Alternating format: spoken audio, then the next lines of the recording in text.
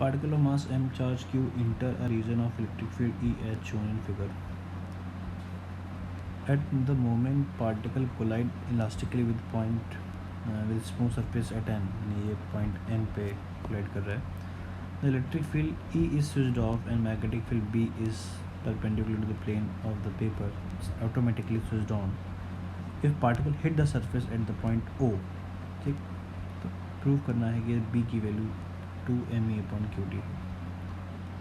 तो जब सरफेस पे किसी पर्टिकुलर पॉइंट पे कोलाइड करेगा, मान लो कुछ इस तरह के कोलाइड करेगा, that particle must have some velocity along x axis and some velocity along y axis.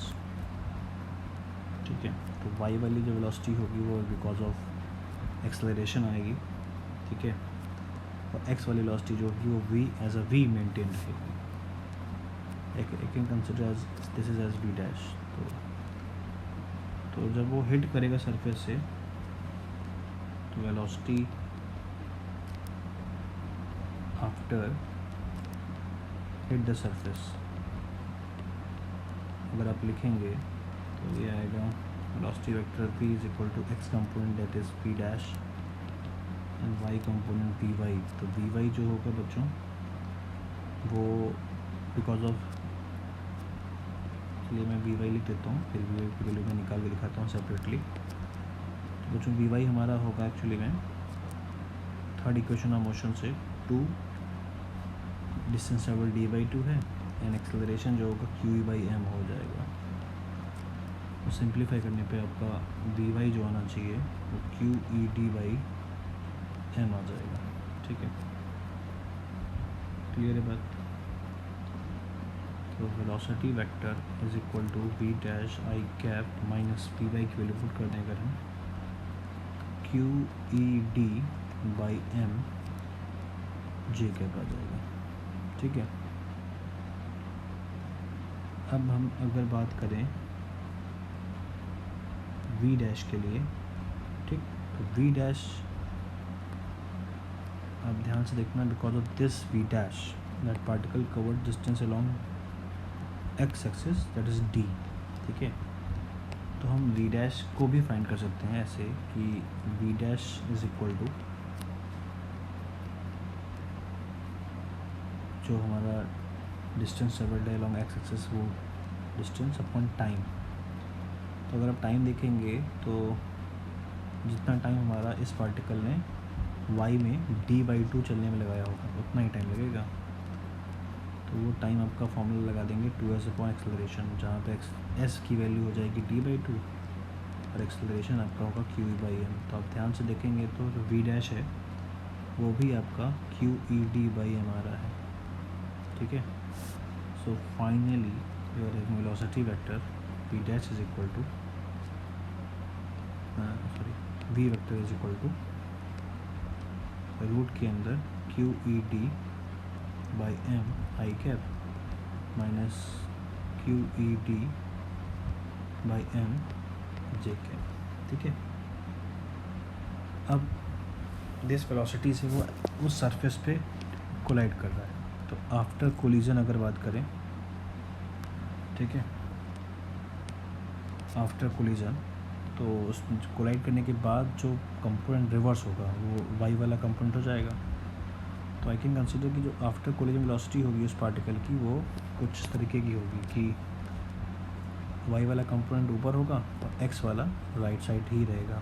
ठीक है, कोलिजन इलास्टिक है तो कोई लॉस ऑफ एनर्जी होगी नहीं, तो वी वाई वाला कंपोनेंट की वैल्यू भी उतनी होगी.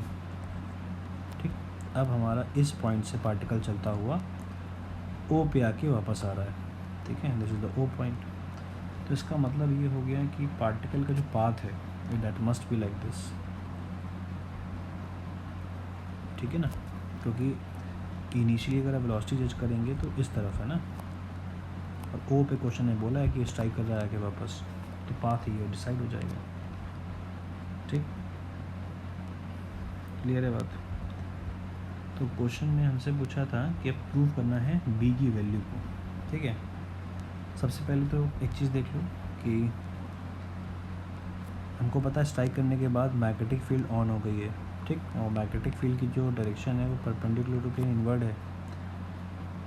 तो अगर आप ध्यान से देखें तो वेलोसिटी का जो नेट वैल्यू है वो इस तरफ हो जाएगा √2v' आई कैन से, क्योंकि v' और vy की वैल्यू सेम ही है। ठीक है, तो √2v' आ गया और आपका मैग्नेटिक फोर्स इस तरफ लगेगा कहीं पे, ठीक है, टुवर्ड सेंटर। तो अगर हम रेडियस की बात करें इस क्वेश्चन में, radius of the path r is equal to mv/qb हो जाएगा, और वो जो √2v वेलोसिटी है that will behave like that component behave like v perpendicular. तो क्या हम ऐसे बोल सकते हैं इसको m√2v' अपॉन qb। ठीक, क्लियर है बात। अब हम बात करते हैं रेडियस की। थोड़ा सा हमें ज्योमेट्री को ध्यान देना पड़ेगा कि ये लेंथ अगर ध्यान से देखें तो दिस लेंथ इज रेडियस, और अगर हम इस चीज़ को ध्यान से देखें तो दैट मस्ट बी d/2। ये d/2 होगा और ये एंगल 45 डिग्री होगा, क्योंकि जब वो स्ट्राइक करेगा ऐसे आके, जब वो ऐसा आके स्ट्राइक करेगा तो वही एंगल ड्रॉ करेगा। अच्छा, यहाँ पे 45 एंगल आप ध्यान से देख लेना, जब कंपोनेंट दोनों सेम ही हैं तो ये वाला एंगल 45 होगा, और जब ये वापस हिट करेगा आके इस पॉइंट पे ये वाला एंगल 45 होगा, तो उसके अकॉर्डिंगली उस ट्रायंगल में भी एंगल 45 ही होगा। ठीक, तो रेडियस अगर आप जज करें यहाँ से तो r इज इक्वल टू, अगर हम निकालें तो आपका रेडियस आ जाएगा d/√2। ठीक है, ये रेडियस आ गया, तो इस रेडियस को आप जरा वहाँ पुट कर दीजिए जो हमने एक्सप्रेशन निकाला है। तो ये आ गया d/√2 is equal to m√2/qb। v' हमारा निकला है ऑलरेडी रूट के अंदर QED/m। अब आप इसको सिंप्लीफाई करिए, ठीक है, तो ऑन सिंप्लीफाइंग आपका b आ जाएगा। देखिए ये √2 और √2 मल्टीप्लाई होकर बाहर 2 आ जाएगा, और बाकी सारे टर्म m अंदर हो जाएंगे, तो ये आपका प्रूव करने पे me/qd आ जाएगा।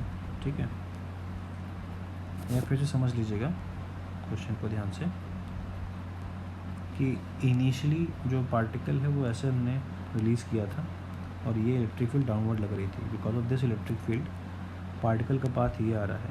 ठीक है, स्ट्राइक करने के बाद इलेक्ट्रिक फील्ड ऑफ हो गई है, मैग्नेटिक फील्ड ऑन हो गई है। तो स्ट्राइक करने के बाद की जो वेलोसिटी होगी वो रिवर्स डायरेक्शन में ऐसे होगी कि वाई कंपोनेंट रिवर्स हो जाएगा, एक्स यूजुअल रहेगा। ठीक है, तो रिवर्स करने के बाद की वेलोसिटी ये आई है, और क्वेश्चन में मेंशन है कि ओ पॉइंट पे स्ट्राइक कर रहा है आके वापस, तो हमें इस बात को ड्रॉ करना ही पड़ेगा as per the question. Okay, clear है बात। फिर हमने रेडियस ऑफ द दिस जो भी कर्व ड्रॉ है ये, इसके लिए जो रेडियस होगा उसका फॉर्मूले का जो स्टैंडर्ड फॉर्मूला है mv/qb लगा दिया, v की जगह √2v आ गया स्पीड, क्योंकि हमारे पार्टिकल की जो स्पीड है उस मैग्नेटिक फील्ड में √2v है। ठीक है, एंड r की वैल्यू ज्योमेट्री से हमने इन टर्म्स ऑफ d निकाली, तो वो d/√2 आ रही है। ठीक है, सो हमारा करेक्ट जो प्रूव करना था